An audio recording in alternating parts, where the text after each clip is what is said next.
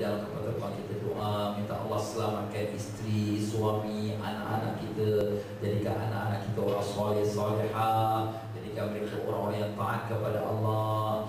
Jadi pelihara mereka pada dosa-dosa maksiat. Apatah lagi zaman sekarang tuan-tuan, ya, pengaruh-pengaruh yang sangat banyak di keliling kita yang membawa kepada perkara yang tak baik. Takut kita minta pada Allah selamatkan. Macam itulah seterusnya, minta selamat di akhirat, selamat pada azab kubur, azab yaumul mahsyar. Jadi mudah-mudahan dengan berkat doa kita dalam pelayaran ini akan Allah kabulkan. Teruskanlah memohon dan berharap dengan sepenuh khusyuk bahawa Allah menerima amalan baik kita. Dialah maha mulia lagi maha pemurah. Sampai meletakkan perasaan bimbang kalau ada kesalahan-kesalahan kita yang zahir atau batin yang mengakibatkan amalan kita itu cacat dan tak diterima. Kita kena rasa bimbang, tuan. Bimbang, apakah aku ni riya, ujub, ya Allah, ampunkanlah aku ya Allah. Buangkanlah pada aku sifat riya, ujub, ya Allah. Terimalah haji aku, terimalah umrahku, ya Allah. Maafkanlah kekurangan dan kesalahan aku, ya Allah. Kita kena rasa kebimbangan. Jangan kita rasa confident, wah, aku dah belajar, aku dah tahu semua, aku dah hafal dah. Jangan. Sebab itu pada zahir, pada batin kita, bila ada riya, ujub, Allah tolak amalan kita. Sebab itulah para sahabat-sahabat mereka bimbang pada diri mereka. Abu Mulaikah rahimahullah ta'ala meriwayatkan bahawa beliau melihat 30 orang sahabat yang walaupun mereka itu menjadi sahabat Rasulullah SAW, namun mereka masih khawatir tergolong orang-orang munafik. Waliyadzubillah bidzalik. Apa makna munafik? Munafik ni pura-pura Islam padahal hati dia tidak Islam. Kita pun macam tu juga. Kalau sahabat Nabi sudah rasa bimbang, takut diri dia jatuh munafik, padahal sahabat ni tengok lagi, jumpa Nabi SAW pun merasa takut kalau diri dia munafik. Bagaimana diri kita, tuan-tuan? Sesiapa yang tak rasa bimbang diri dia munafik, na'udzubillah, itulah dia munafik. Orang yang benar beriman sentiasa rasa bimbang. Sayyidina Umar bin Khattab radhiyallahu anhu, siapa tak kenal dia? Khalifah Islam yang kedua. Sehingga Nabi SAW sabda, kalau ada Nabi lepas aku, Umarlah orangnya. Wah, hebat, kuat imannya, tuan-tuan. Kalau Umar lalu satu lorong, akan lari setan ke lorong yang lain. Bukan setan nak goda, nak serempak dengan Umar pun takut. Kehebatan dia punya iman dia. Tetapi Sayyidina Umar bertemu dengan Huzaifah bin Yaman radhiyallahu anhu, seorang sahabat yang menyimpan rahsia Nabi sallallahu alaihi wasallam. Semua orang-orang munafik, nama mereka Nabi suruh Huzaifah masukkan list nama, tulis, simpan. Sayyidina Umar radhiyallahu anhu datang pada Huzaifah, wahai Huzaifah, ada tak nama aku dalam list munafik? Allahu Akbar. Masya Allah, Sayyidina Umar yang Nabi kata kalau ada Nabi lepas aku, Umar orangnya. Tapi sebab takut dia, kalau dia tertipu dengan diri sendiri, aku khalifah, aku kuat iman, tapi dia bimbang, mungkin aku munafik. Waliyadzubillah.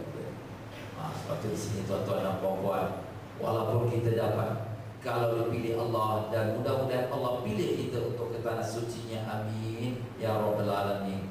Tetapi jangan kita rasa puas hati, oh aku special, orang lain semua tak dapat pergi, aku dapat pergi. Jangan. Kita letak dalam hati kita kebimbangan. Ya Allah, terimalah kedatangan aku, ya Allah, maafkan aku. Aku sedar diriku ini banyak kelemahan, banyak dosa, ya Allah. Ampunkanlah aku, ya Allah. Dengan rahmat dan belas kasihan-Mu, pandanglah kepadaku, ya Allah. Kita minta pada Allah. Jangan confident pada diri kita. Oh, aku dah betul, aku dah bagus. Memang kita buat tu membuat dengan confident, tapi maksudnya confident yang kita dah sempurna segalanya. Nobody is perfect. Tak ada siapa yang sempurna. Macam mana kita alim pun ada kelemahan kita. Allah Ta'ala dah tunjukkan. Nabi kita sallallahu alaihi wasallam pun kadang ada tersilap, tapi itu sebagai pelajaran untuk umat. Begitulah kita. Jadi kalau kita dah demikian, apalagi kita umat akhir zaman dengan macam-macam keadaan sekeliling kita ini, kita minta Allah ampunkan kita. Sebab tu orang yang benar hatinya, rohani bersih, walaupun dia pilih pergi haji, pergi umrah, dia tak ada rasa megah, tak ada rasa hebat, bahkan rasa tawadhu, rendah diri, malu dia kepada Allah. Macam manalah aku nak menghadap kepada Allah ke tanah suci sedang diriku ni masih lagi kotor lagi, diriku ni masih najis lagi, berlumuran dengan dosa lagi. Inilah tuan-tuan dan puan-puan perasaan yang kita nak bawa. Sebab itulah di sini dalam perjalanan kita hendaklah kita isikan dengan zikrullah, baca Quran, zikir, istighfar, selawat. Jangan kita banyak berbual. Ulang kaji buku yang kita bawa, buku panduan kita, buku manasik haji umrah ni. Buka balik, baca apa kita nak buat dalam tawaf, apa kita buat dalam sa'i. Maaflah tuan-tuan, jangan kita jadikan pelayaran kita macam belayar makan angin. Dia pun buka majalah-majalah, tengok gambar-gambar tak senonoh yang terbuka aurat, ketawa berbola. Astaghfirullah, awak ni nak pergi ke Makkah, awak ni nak pergi haji, nak pergi umrah, macam ni ke perangainya? Tanya diri kita sendiri tuan-tuan dan puan-puan. Waliyahzubillah min zalik. Sebab itulah di sini kita jaga waktu sembahyang kita. Ya, waktu sembahyang ni hendaklah kita lakukan bila telah masuk waktunya. Sedangkan orang yang meninggalkan sembahyang ni lebih berat daripada orang yang meninggalkan haji. Dalam suatu hari Rasulullah sallallahu alaihi wasallam bersabda, "Man taraka as-salata muta'ammidan faqad kafara jihara." Sesiapa yang meninggalkan satu solat dengan sengaja, maka telah jadi kafir yang nyata. Waliyahzubillah min zalik. Jadi tak boleh kita tinggalkan sembahyang.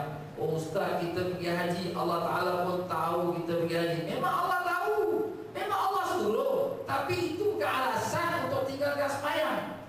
Apalagi kalau kita dalam negeri, apalagi kalau kita tak ada apa-apa, malas sampai habis waktu sembahyang.